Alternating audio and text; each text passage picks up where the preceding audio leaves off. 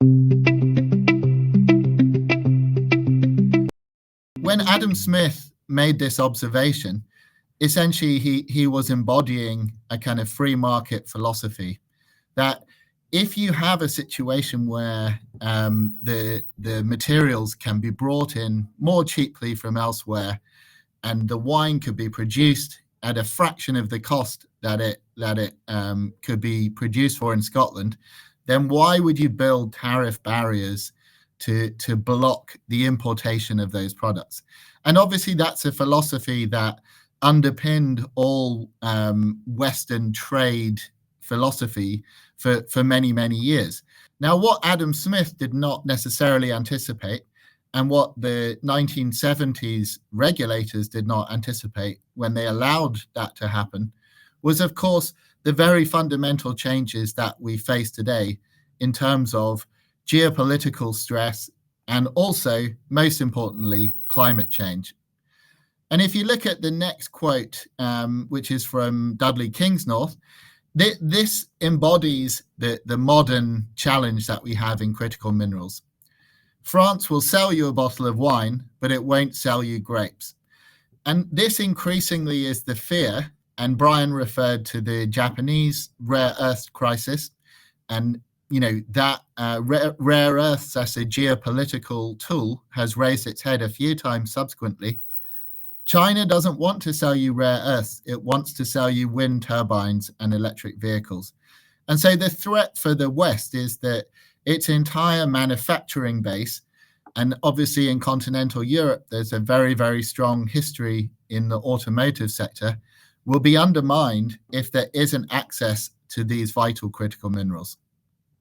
Critical minerals projects have to be seen from a legal perspective in an environment which has got three very strong drivers.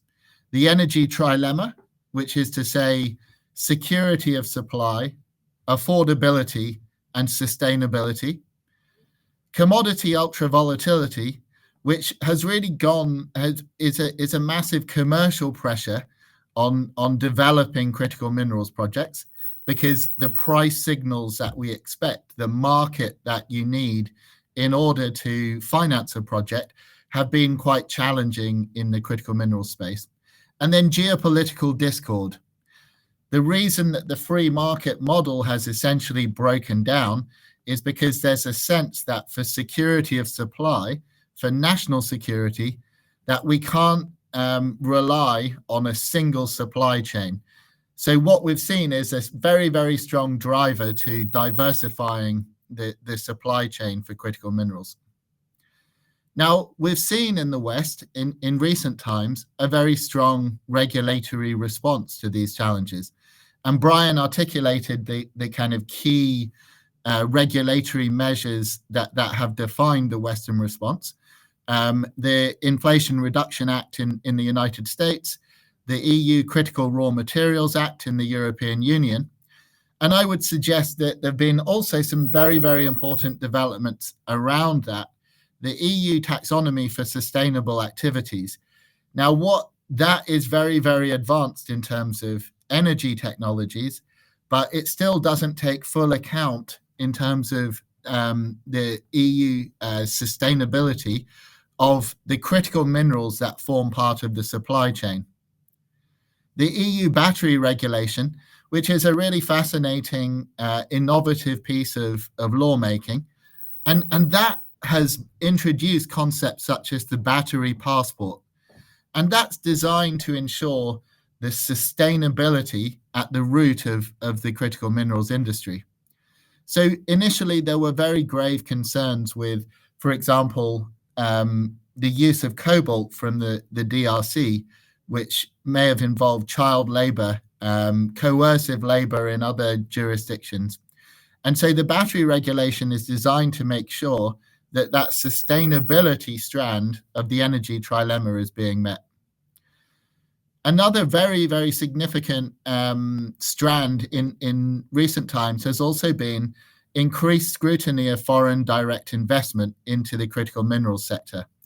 And the Investment Canada Act has been a particularly conspicuous example of that.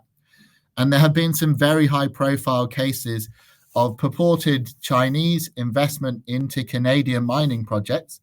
And importantly, not just mining projects where the assets are located in Canada, but also where the company developing the asset is traded on a Canadian stock exchange.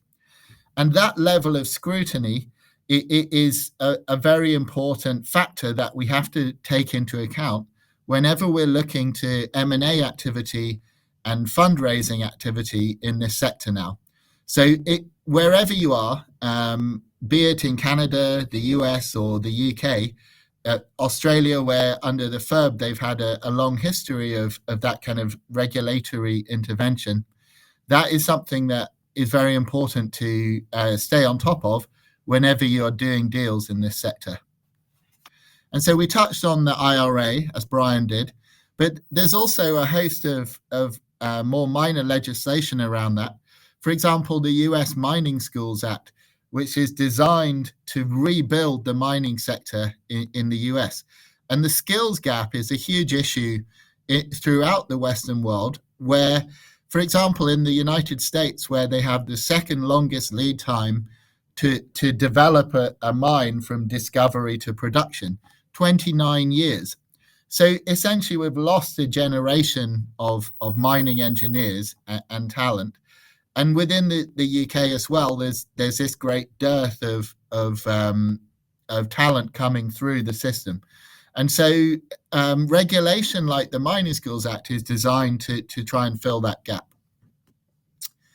The EU Critical Raw Materials Act, and this has very far-reaching consequences because it will look at building EU quotas. So material has to be extracted, processed, and crucially recycled within the EU. This is all designed to diversify the supply chain and capture more value within the EU. Similarly, the EU Carbon Border Adjustment Mechanism, the CBAM, and we expect to see measures like CBAM be introduced by the other major Western economies. That's designed to stop the practice that Brian was referring to, which is essentially outsourcing your carbon-intensive industries to China in particular, but also other countries in the developing world. And so these measures will have a very dramatic effect in terms of increasing the cost, the regulatory burden on those types of industries outside the EU if people wish to then export materials to the EU. We've also seen some very interesting critical mineral strategies from Australia, not just within at federal level, but also from the state governments. And one important strand from the Australian perspective is that they have a free trade agreement with the United States. They're looking to develop similar relationships with Europe. And all of this is about the concept of friendshoring, of building new geopolitical alliances, which are designed to make sure that there is that diversified supply chain in critical minerals. Similarly, in Canada and the UK, and here in the UK, what we've seen is a focus on trying to support domestic production, encouraging investment along the value chain, which is to say, not only are we interested in mining projects like Cornish Lithium and Cornish Metals, Northern Lithium, but also in refining processes, like, for example, green lithium on Teesside, where it's actually making sure that the whole value chain can be developed in the UK. And of course, making sure that we're establishing partnerships with friendly countries. And then on the other side, in terms of the exporting countries, what we've seen is bans on the export of unbeneficiated mineral ore. So again, there's this very strong regulatory intervention. It's something you have to be very conscious of, that you can't count in many of these jurisdictions on mining the ore and shipping it to, today it's China, tomorrow it may be other international destinations. You have to be thinking about where that value will be captured. Are you going to build that infrastructure within those producing countries? So what we've seen as a result of these regulatory drivers is the emergence of government and government-backed investors into upstream mining transactions and midstream mining transactions. That is a really radical change from the history of mining. If you look at the development of the gold and copper markets, they're traded commodities. There's been a very robust traded market. There's been very little need for government intervention. The same, for the reasons that Brian and Anya have explained, is not at all true in critical minerals. And so that's why you've seen the US Defense Department engaging directly to do rare earth deals with MP Materials in respect of the Mountain Pass mining project.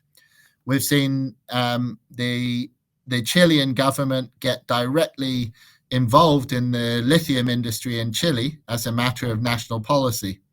We've seen the UK Infrastructure Bank provide financing to Cornish Lithium. And so all of this is a very, very new strand in terms of the players in mine finance. Similarly, in Australia, what's been interesting is to see local champions emerge. So the likes of Hancock Prospecting getting involved to invest directly in a key Australian lithium asset at Liontown. And similarly, Mineral Resources have built up a portfolio of Australian lithium assets. The national security vetoes that I mentioned before have had a very important impact on the way that deals can be done.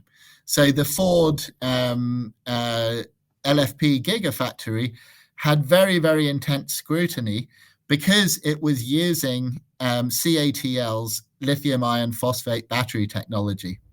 And as I mentioned, we've had several transactions in Canada where the involvement of Chinese investors in Canadian companies has been scrutinized and in some cases blocked. On the flip side, we've had friendshoring deals, for example, through the Minerals Security Partnership, which is a coalition of the willing of Western governments looking to promote critical minerals activity. And so they've funded projects like Hypromag, a very exciting rare earth permanent magnet recycling facility in the UK, Chlavelica Manganese, and also the QPM project in Australia. So that's another example of governmental intervention along strategic lines. We've seen OEMs getting involved in deals. So in order to achieve security of supply of these crucial minerals to their manufacturing processes, OEMs directly investing in mining projects. That's absolutely unheard of, in the early days of mining. And similarly, new entrants emerging out of nowhere.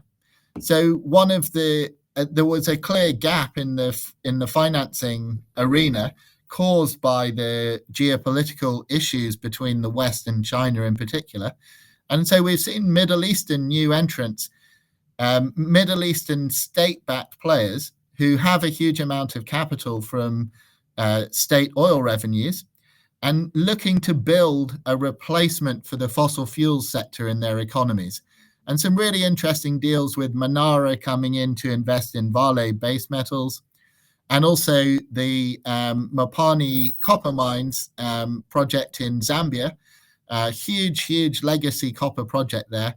And International Resources Holdings from the UAE came in to invest in the project.